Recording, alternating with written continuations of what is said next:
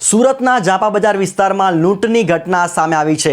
મૈદરપુરા નજીક પિસ્તોલ બતાવી માર મારીને બે શખ્સોએ વૃદ્ધ પાસેથી લૂંટ ચલાવી હતી। લૂંટ કર્યા બાદ વૃદ્ધને બાંધીને આરોપીઓ નાસી છૂટ્યા હતા। આ અંગે પોલીસે તપાસ શરૂ કરી હતી। પોલીસે આ મામલે બે આરોપીને ઝડપી પાડ્યા છે।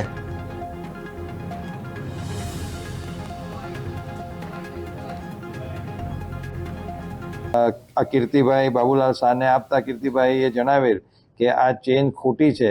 આ વાતચીત દરમિયાન આ ઈસમોએ આ કીર્તિલાલ બાબુલાલ શાહને ધક્કો મારી પાડી દીધેલ અને દુકાનમાં આવી એના મોઢે રૂમાલ બાંધી દીધેલ અને આ બે ઈસમો પૈકી એક ઈસમોએ તેના પેટના ભાગે છરી બતાવી અને બીજા ઈસમે એક પિસ્તોલ જેવું દેખાતું સાધન બતાવી તેને ધમકી આપી અને દુકાનના જે ડ્રોવર હતા એની અંદરથી 66,250 રૂપિયા રોકડા અને 30 ગ્રામ જેટલી ચાંદીની એક પાયલ જેની કિંમત 2,000 જેવી થાય છે એમ 68,250 રૂપિયાની લૂંટ કરેલી હતી।